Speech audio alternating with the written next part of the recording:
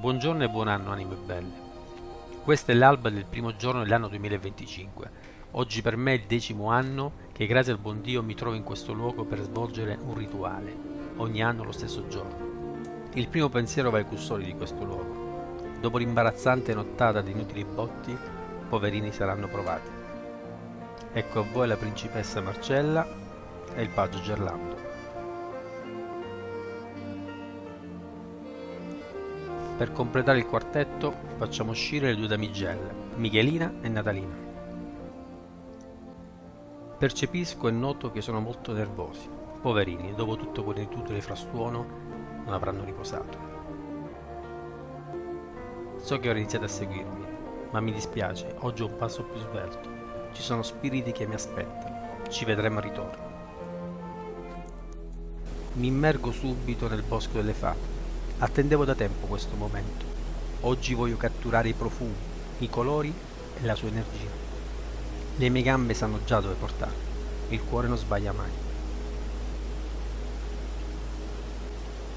Ecco qui, un altro buongiorno a questo enorme masso. Antico lavatoio, conosciuto come Ustricaturu du Crucifisso. Chissà quante lavandaie avranno battuto i panni su di esso, quante canzoni romanzate avrà ascoltato e chissà quanta storia avrebbe da raccontarci. Una sistemata al cartello, o meglio, una fugace lettura che mi ricorda che se voglio vivere una favola non devo stare su un divano, ma devo andare nel bosco delle fate. Mi fermo ad osservare ed ascoltare dei tratti di fiume, che con lo scorrere dell'acqua emanano diversi suoni, melodie per la mia mente, ma soprattutto per il mio cuore. In questo tratto di fiume, ad occhi bendati, saprei riconoscere il suono di ogni singola cascatella, ognuna diversa dalle altre, ma solo in questo periodo, con abbondanza di acqua. Questo tratto di mulattiera è stato un compagno per questi 10 anni. Quante volte ci sono passato a trasportare materiali, quante volte, sfinito dal lavoro, mi ci sono seduto e sdraiato. In questo punto qualcuno ha scavato lungo la mulattiera e le orme che hanno lasciato non lasciano dubbi.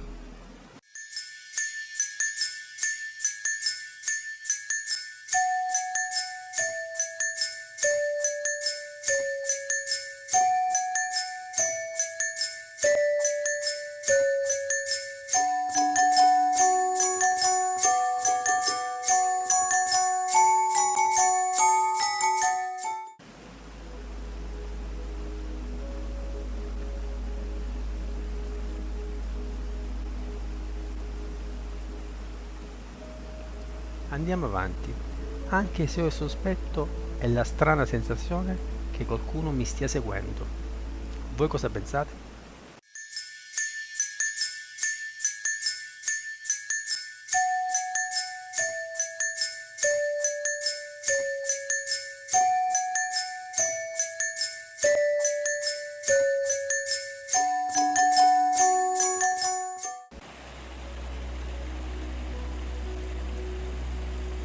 Mi sono apparsi sempre buffi questi tre massi, che sembrano indossino un parrucchino e stiano lì da secoli a chiacchierare, sempre vanitosi e con la capigliatura in ordine.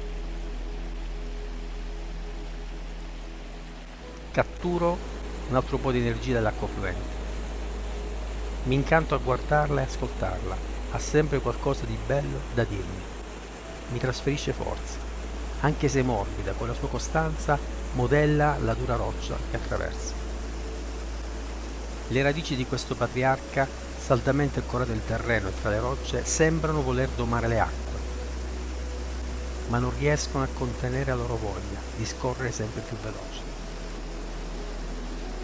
Un giorno un bimbo di 6 anni, durante una visita guidata, mi chiese chi avesse messo le rocce nel fiume e in quelle posizioni perfette per contenere l'acqua. Ho sorriso guardando, ma ancora oggi non saprei dare una risposta. Ed ecco l'opera di presa. Installata da oltre 10 anni, perfettamente funzionante, continua a dialogare con il torrente. E come i nostri nonni abbiamo ripreso un legame con la nostra storia. Riusciamo nuovamente a governare l'acqua solo con principi fisici e leggi idrauliche. Quest'opera è costruita con principi di ingegneria naturalistica, senza calcestruzzo. Per il suo progetto ho preso spunto da un'opera simile, ideata e costruita dal maestro Leonardo da Vinci in Emilia-Romagna. A monte dell'opera di presa inizia il tratto di torrente che, abbandonato da oltre un secolo, è stato adottato da madre natura per essere protetto e preservato. sottobosco, in prossimità della sponda sinistra idrografica del fiume, ecco il primo paziente, in fin di vita, a cui siamo venuti a fare visita. Da quasi mezzo secolo completamente abbandonato. In questi ultimi 10 anni si sono susseguiti diversi crolli. 2 anni fa nella parte a destra era visibile il tetto di un fabbricato che oggi risulta crollato. Nella parte centrale si vede un altro fabbricato, che non era un mulino, molto probabilmente la casa del mugnaio. Mi avvicino con molta cautela. È strasiante vederlo così in fin di vita. Ha gli occhi chiusi ma respira ancora. Sogna la vita che è stata vissuta in questo luogo e che nessuno ad oggi potrà garantirgli. Soffre tanto. Non ha più la forza di chiedere aiuto. All'interno ancora peggio. La situazione peggiora di anno in anno. La mancanza di un accesso carrabile non incentiva nessuno a pensare a un recupero. Ma magari qualche folle riuscirebbe anche con un muro. Il tempo sta per finire. La stabilità del maschio murario frontale è affidata a un architrave in legno, oramai ridotto a pochi centimetri. Mi dispiace tanto, ma ad oggi sembra destinato a scomparire dalle memorie di tutti e per sempre. Forse resterà questo breve video di ricordo. Speriamo di no, che qualcuno faccia qualcosa e subito. Questo invece è un locale maci del mulino. Chiudo gli occhi e provo a immaginare le maci, i sacchi di grano e il profumo della farina macinata fresca. In fondo la sagoma del mugnaio, con un gilet, tutto bianco sporco di farina, ma felice. I 2 fabbricati sono collegati da questi 2 archi che non hanno una grande importanza statica, ma suscitano tenerezza. È un legame fisico che li unisce. Uno cerca di sostenere l'altro, cercando conforto e speranza, perché loro non vogliono scomparire per sempre.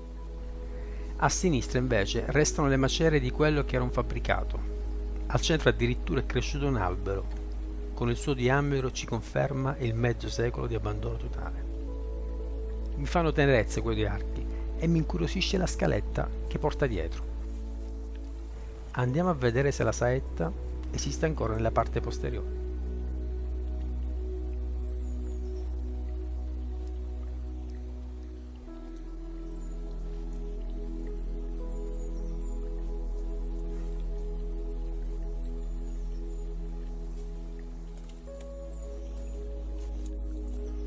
Ecco a voi la saetta. Nella parte sommitale, dietro la casetta, è franato il terreno, che oggi spinge sui muri esterni. Andrebbe tutto scavato a mano.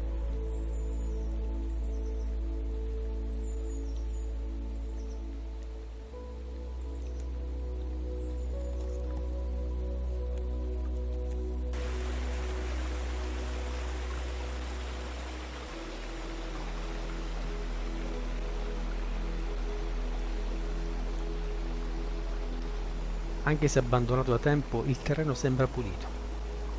Beh, per la pulizia esterna ci pensa qualcun altro. Voi avete qualche idea?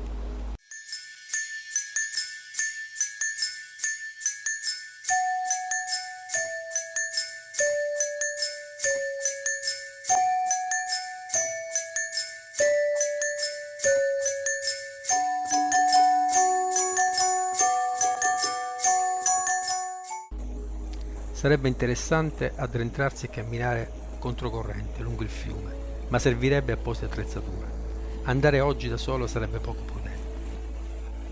Provo solo ad immaginare quanto i nostri nonni mantenevano puliti gli argini e veneravano questi luoghi.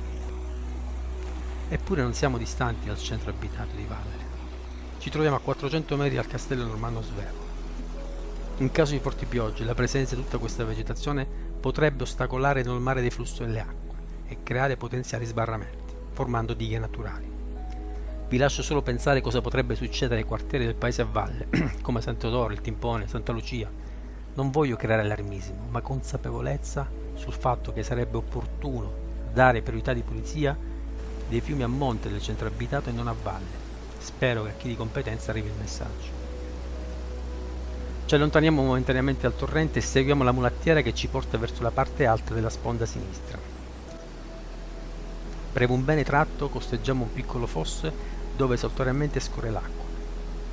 Raccoglie le acque dell'intero bacino dove è situato il centro abitato di Foresta, frazione del comune di Platanite.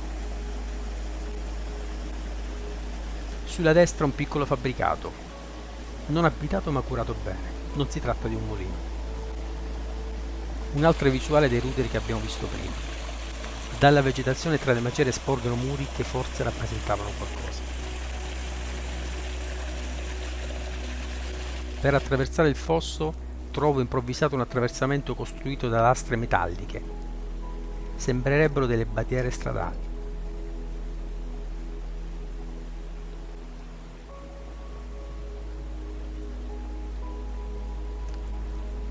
Continuo ad allontanarmi ancora dal fiume. Sento la sua melodia lontana. La mulattiera continua a salire. Siamo sulla strada via Foresta. Lungo la strada ho visto delle impronte, ma non sono di cinghiale.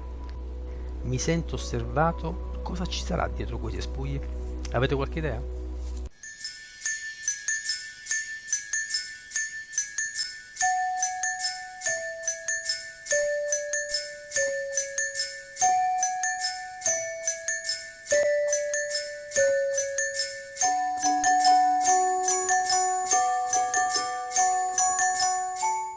Mentre cammino penso al brigante Cefo, il brigante di Sant'Uliano, e cerco di immaginare il suo aspetto. Era un artista, cerco di immaginare quali percorsi seguiva per non essere visto, in quale grotte si rifugiava. Da tempo guardo le rocce alla ricerca di qualche sua traccia. Si racconta che scolpiva opere d'arte sulle rocce del torrente Canna. Arrivo ad un incrocio, la strada che sale porta a Foresta. Ma dovendo andare per Molini dobbiamo tornare verso il fiume e quindi prendo la stradina a sinistra.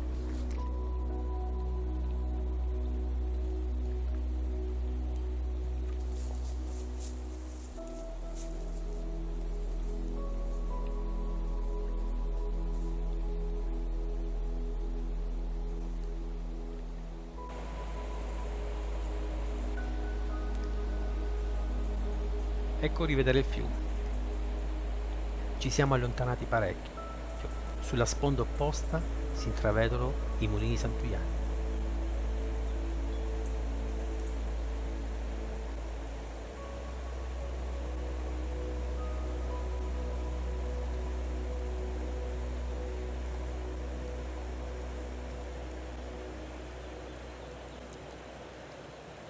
Il prossimo indizio che mi indicherà la strada è un masso bianco. Ecco, lo intravedo in fondo alla via. Alle mie spalle ecco arrivare Francesco, un frequentatore di questi luoghi. Francesco è un proprietario di altri terreni della zona e anche di un rudere un antico mulino. Mantiene pulite le sue proprietà ed è sempre vigile per fortuna. Se venite in questi luoghi è molto probabile che lo incontrate. Mi racconta che questa stradina è stata sistemata a mano da lui e suo fratello e mi indica sulla sponda opposta qual è il suo mulino. Mi invita ad andarla a visitare subito, ma io rispondo che lo farò al ritorno. La strada per raggiungere altri mulini a monte è ancora lunga. Oggi voglio arrivare nella zona che chiamano Lupalumbu e poi capirete il perché di questo nome. Mi faccio indicare la strada che porta al terreno e al rifugio Zuntoni.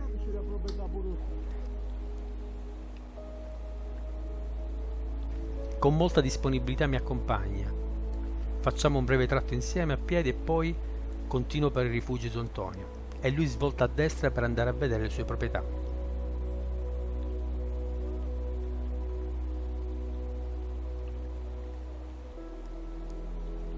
In questa zona la stradina è interrotta. Negli anni scorsi si è verificato un evento franoso. L'albero che ci sbarra la strada ci indica che siamo sulla strada giusta. All'inizio della stradina ci stava un'antica cava comunale. Ecco la quercia che indica l'inizio della proprietà d'Uzzuntoni. La chiamo la quercia di Gelsomina, per la sua eleganza. Siamo nel terreno d'Uzzuntoni.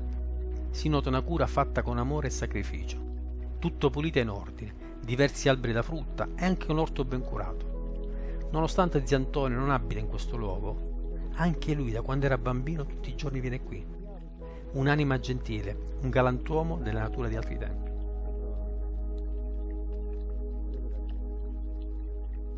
Che profumo di arancia, annusare e non toccare. Anche se un'arancia non si lega a nessuno, reputo che il rispetto sia qualcosa di importante. Bisogna sempre rispettare il prossimo e quello che gli appartiene.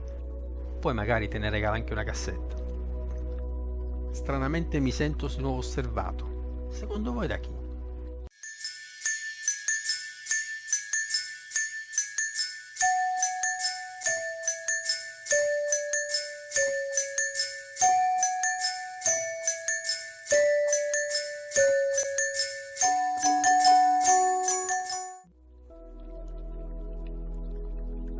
Ecco arrivati al rifugio.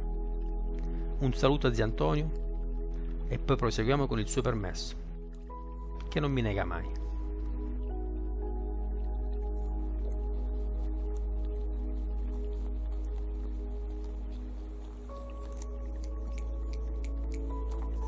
Riprendiamo il cammino. Ci avviciniamo alla zona che chiamano Palumbo. Passando per il terreno di zio Antonio scendiamo verso il fiume.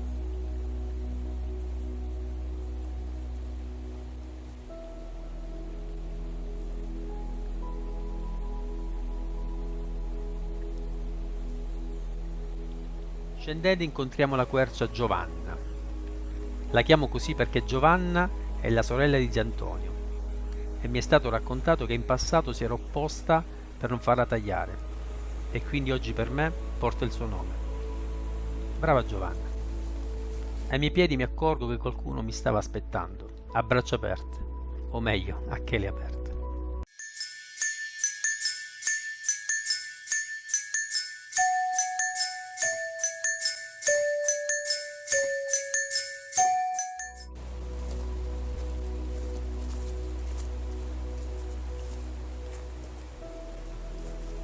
Riprendiamo e continuiamo a scendere.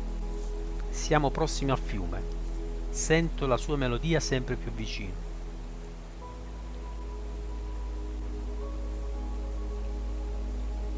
Nella scarpata di fronte, coperta dalla fitta vegetazione, ci sta una sorgente chiamata la Fontana dei Cartelli.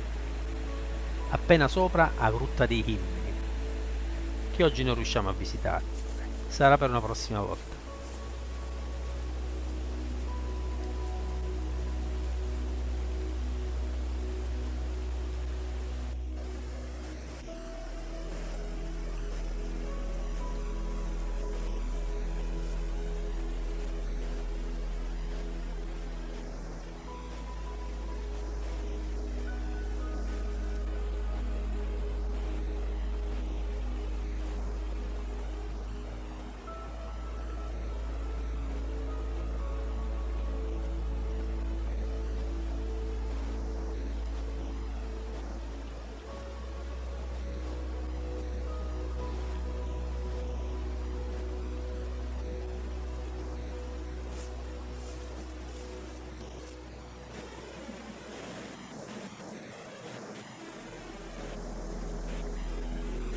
Questo è il punto in cui attraverseremo il fiume.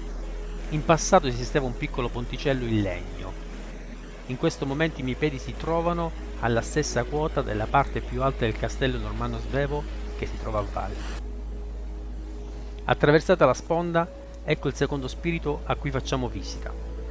Sotto una fitta vegetazione che praticamente l'ho inghiottito, molto sofferente, aspettava. Mi avvicino con cautela. Mi stava aspettando. Accenno un sorriso.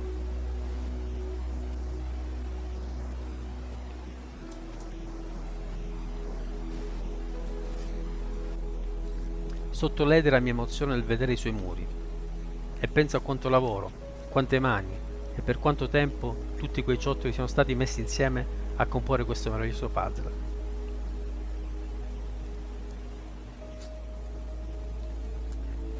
Anche lui messo male, abbandonato da mezzo secolo o forse più. Un disastro. Il tetto tutto crollato. Si trattava di un piccolo mulino d'acqua con un unico piano interrato. Magari veniva usato per la macinazione delle castagne.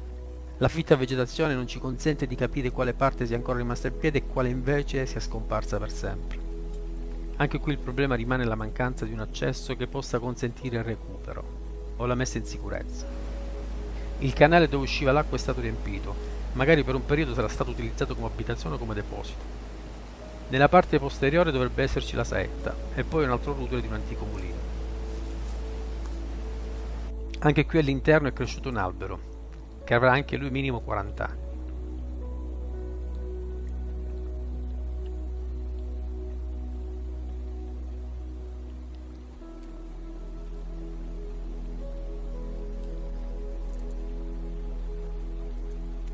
Nella porta a monte il fiume scorre, altri suoni, altre melodie, che non mi sono familiari.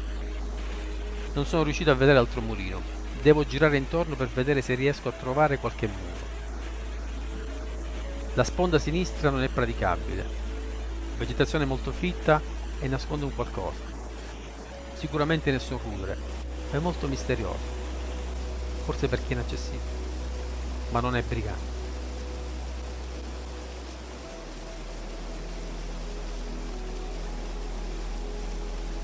Continuo a cercare qualche muro del secondo mulino, ma niente. Sento un rumore dietro i cespugli. Avete qualche idea?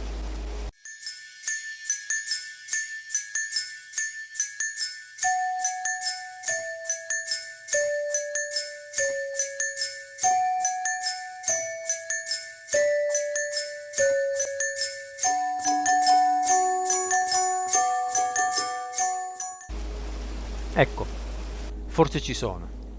Dietro un enorme muro di vegetazione vedo la sagoma di un rudere. Sicuramente è questo.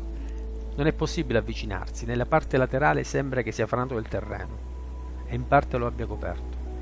Infatti mi parlavano che in questa zona si era verificato un evento franoso. Continuo ad andare avanti e la vegetazione sembra sempre più fitta. La valle diventa molto stretta in questo tratto. Sono arrivato al confine con il comune di Platania, ma le condizioni in Alpe non migliorano. Trovo un altro indizio. Da questo punto è passato qualcuno prima di me. Avete qualche idea?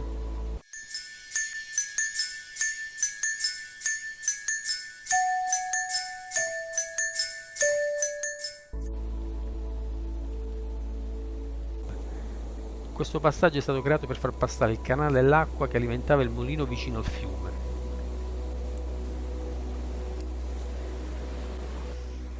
Mi volto e alle mie spalle, sulla sponda opposta, non accessibile, si innalza un'enorme parete rocciosa, Upalumbo.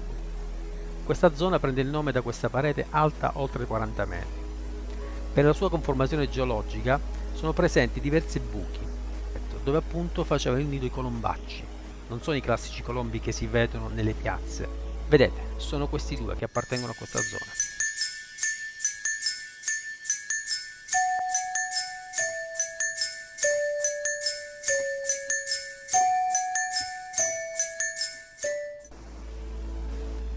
Continuo a camminare. I miei passi ora si trovano sul tracciato di un acquaro, un canale che portava l'acqua al mulino. A mantenere la scarpata una bellissima muraglia a secco, che doveva sostenere il secondo canale che invece portava l'acqua al mulino sopra. Il sentiero utilizzato dalla fauna, per questo abbastanza marcato e pulito. Sento un rumore che proviene dalla parte superiore. Mi fermo. Anche lui si ferma, ma poi corre via.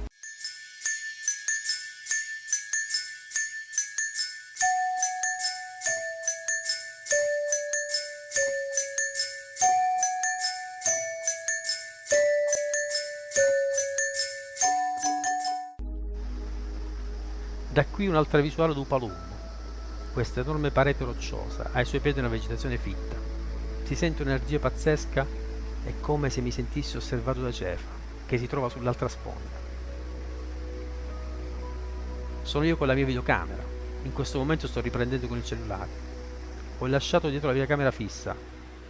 Oh no, la telecamera!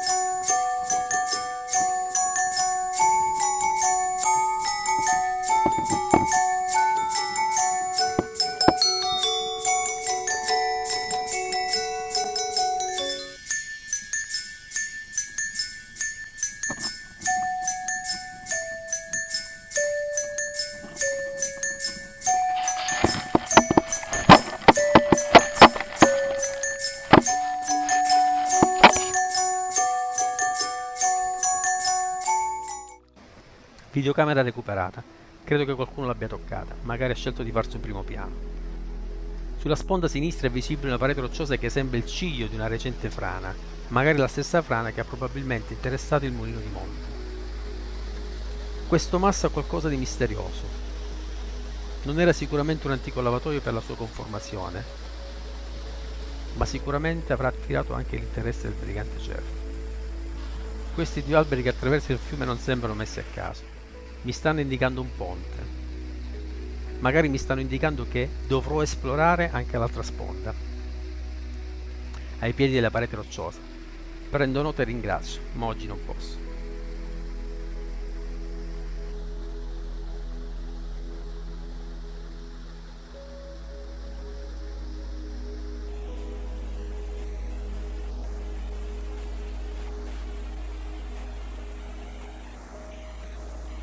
Continuo ad avanzare.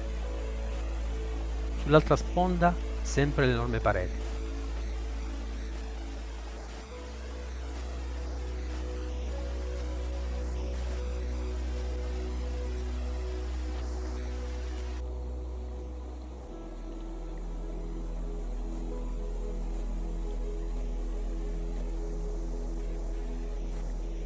Ho perso la cognizione del tempo. Ci sta qualcosa di particolare in questo tratto di torrente. Continuo ad osservare in silenzio. Forse perché è un punto molto stretto della valle e il rumore dell'acqua viene amplificato.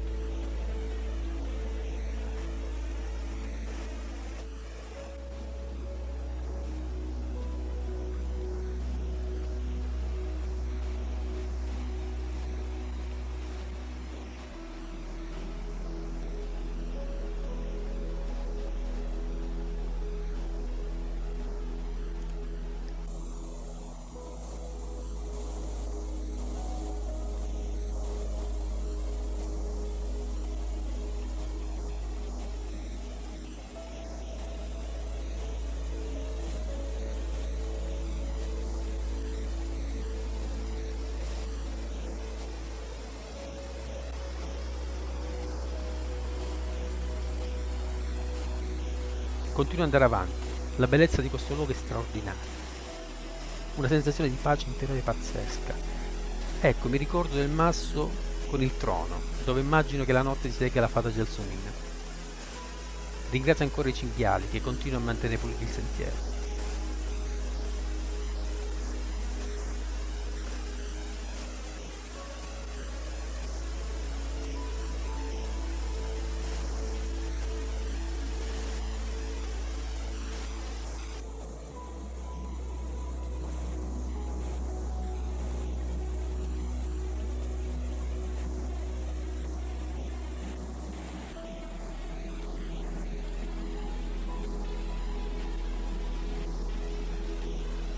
Mi piacerebbe tanto che quel bimbo di 6 anni, che tempo fa mi chiese chi avesse messo le pietre nel fiume, riuscisse a vedere questo video e da grande seguire le mie orme. Così magari riuscirà a trovare lui la risposta giusta.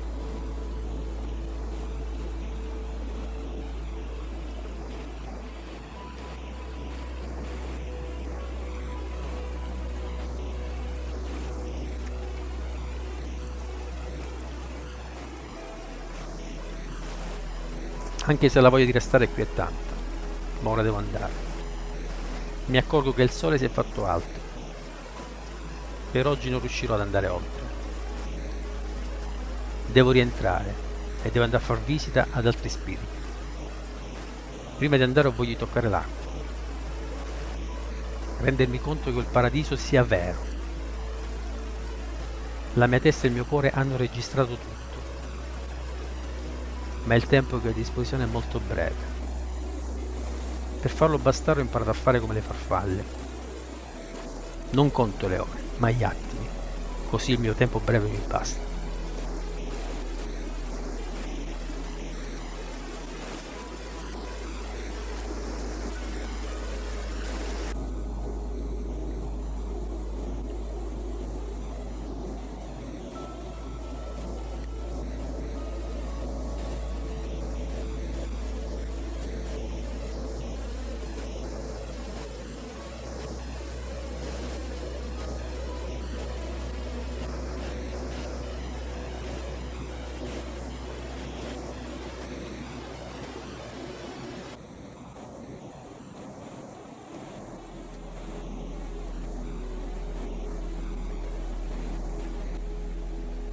qualcosa di strano da questa visuale.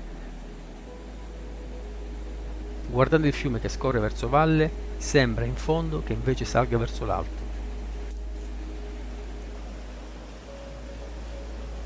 Ma lasciamo stare, andiamo avanti.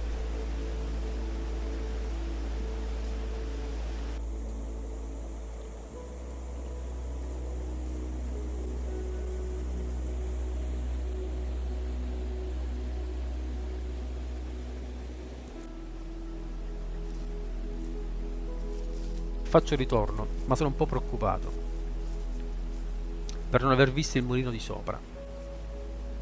Spero riposi sotto la fitta vegetazione. I miei passi seguono un nuovo acquaro, il canale di acqua che alimentava i mulini che aspettano la visita. Sono chiamati i mulini santuianni.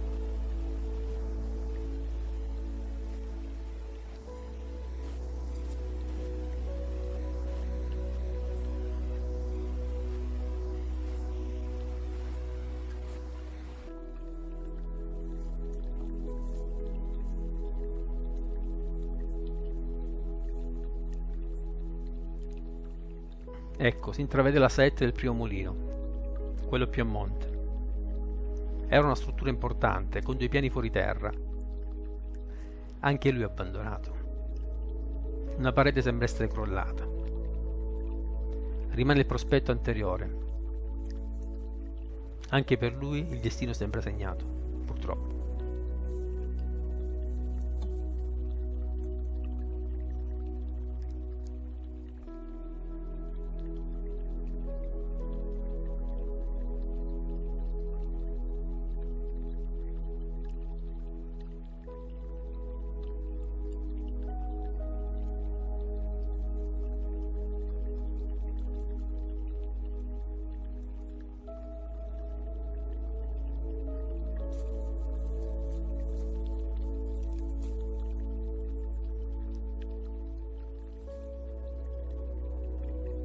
Scendendo arriva al mulino del nostro amico Francesco, che avevamo incontrato prima. Si nota il terreno pulito e coltivato. Il mulino risulta senza copertura, anche qui rimane il problema della via di accesso. Anche lui è sofferente. Se ne rimane al sole, ma anche all'acqua. E sogna la vita che ha vissuto e che purtroppo oggi nessuno potrà garantirgli.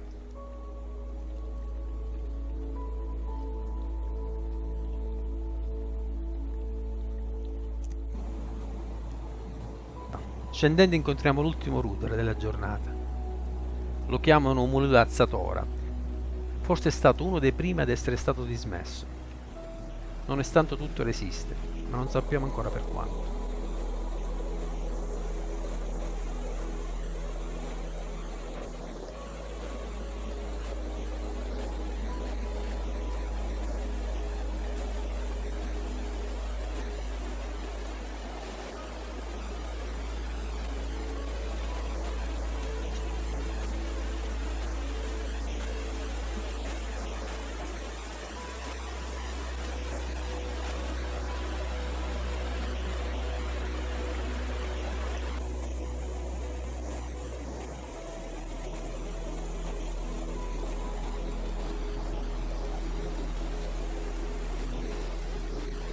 Siamo sulla via del ritorno. Le melodie del fiume tornano ad essere familiari. Torno sui miei passi. Ripercorro la mulattiera. Ma la sensazione è quella di aver lasciato cuore e testa in quei luoghi. Rivedo velocemente il corpo sofferente di tutti quei mulini.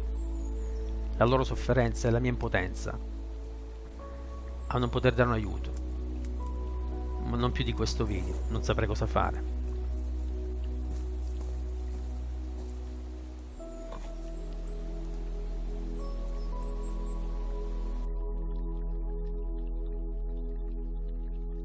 Un ultimo saluto e un arrivederci a presto.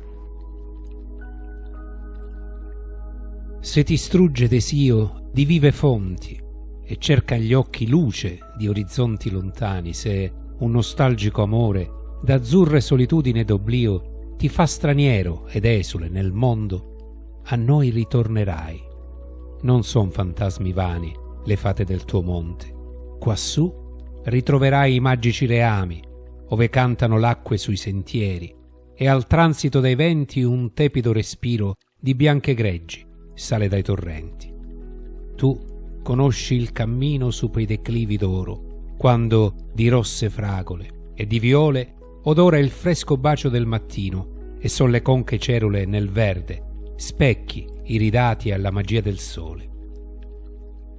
Tu porti ancor negli occhi lo stupore e un dolce incantamento di risvegli di bimbi nell'avvento di notturne nevate e favolose aurore sul caro monte delle belle fate.